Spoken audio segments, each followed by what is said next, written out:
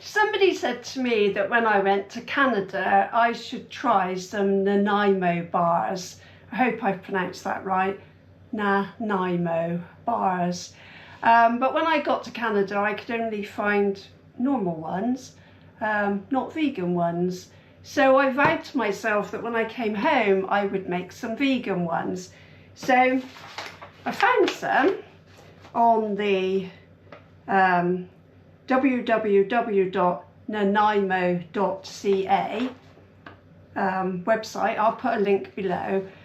They do have copyright and all rights reserved, so I won't share the recipe, but I will share with you what I use instead. So if you want to pop over to their website and see their recipe.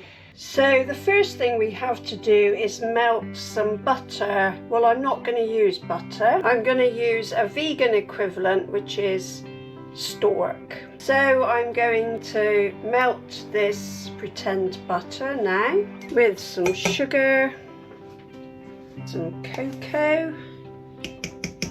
Let's give this a little stir as it's melting. You need to look on the Nanaimo website to get the proportions of it all. Then, as I'm not using an egg, I'm going to use some egg replacer. Now, what's in here as egg replacer? There's potato flour, tapioca flour, cream of tartar, xanthan gum, and methyl cellulose. So hopefully that'll be sticky enough to stick it all together. And for each egg, it's a teaspoon of the powder plus 2 tablespoons of water. And it does say 2 teaspoons may produce better results in some recipes. I'm going to use 2 teaspoons because I'm not using a real egg. So I've stirred the egg replacer in here, not very well as you can see, but I'm just going to let it stand for a bit whilst I prepare the other ingredients. So I'm just stirring until this thickens up, which I think it's doing. I'm in the UK and graham crackers aren't very available really in the UK, so I looked it up, did a Google search, and they suggested use digestive biscuits instead. So I'm going to add some crushed up digestive biscuits. So I'm just stirring in the crushed up digestive biscuits.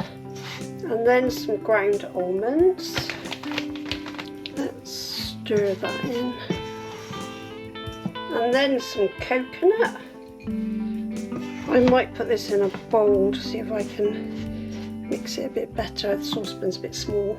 I'm going to add another replacement egg because the mixture just feels a little bit too dry, as if it's not going to stick together. This is quite an experiment. Don't know if this is going to work, to be honest. I think we're getting there. Then we need to press it into a dish. Press it in firmly.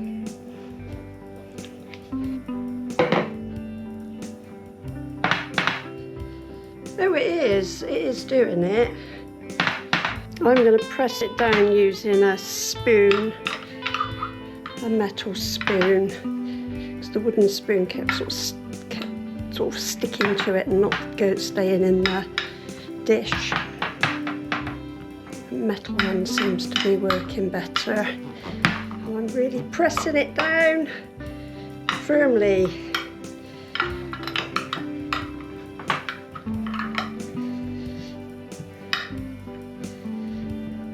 Oh, might work. So I'm going to mix the second layer in the food mixer because of my baddie finger. There we go. So I got the butter. Well, it's not butter. I put stork in there. And instead of cream, I'm going to use this Ultra single soya cream. So let's hope this works. Let's try this. Put this soya cream in.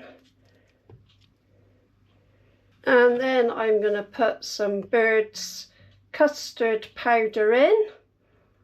The chap who invented this, his wife was allergic to eggs, so he invented a custard that didn't need eggs. And then we're going to add some icing sugar.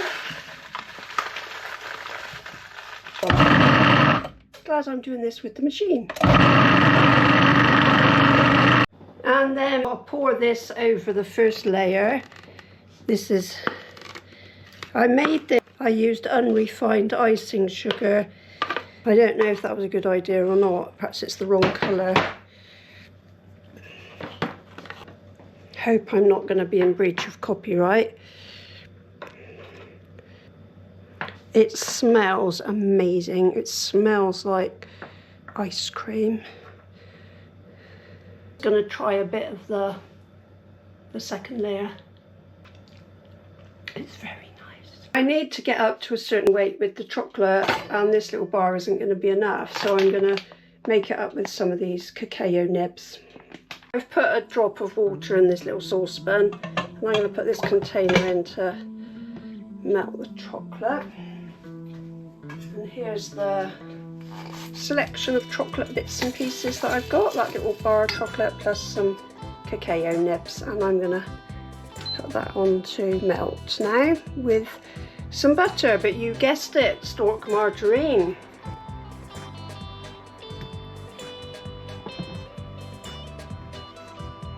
Not melting yet, but I've put it in the china bowl rather than straight into the saucepan so that it doesn't burn, so it does just melt. Who knew cacao nibs don't melt? I've tried squeezing them in between spoons, I've tried putting them in the microwave. So it's going to have a bit of a sort of cacao nib crunchy topping, but it's meant to be smooth, smooth chocolate on the top of a Nanaimo bar. So yeah, learn from my mistakes and don't try melting cacao nibs.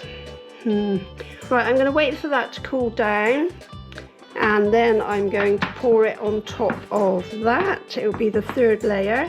And then I'm going to put it in the fridge to cool, but I need to let that cool down a bit before I put it on. What a nightmare. Never mind, I'm sure it'll still taste lovely. Right, I think it's cool enough now, so I'm going to put the third layer on top. Like I said, it should be smooth chocolate being just poured on now, but because I didn't have enough chocolate and I made it up with cacao nibs, I didn't know cacao nibs wouldn't melt. I bet there's going to be somebody who says, oh yeah, you should have known that because X, Y, Z. I just didn't realise. I'm sure it'll be lovely. So there it is in the fridge, ready to eat after dinner later on. Yum yum. So let's see if the Nanaimo bars have set. Maybe I'll cut it into 9. Oh, it has set. Looks quite good actually. So the moment of truth. Let's try a piece. It is very nice, but the cacao nibs are a bit crunchy, so next time I'm going to get chocolate that melts properly. So if you try this recipe, I hope it comes out alright and that you enjoy it. It really is very, very yummy.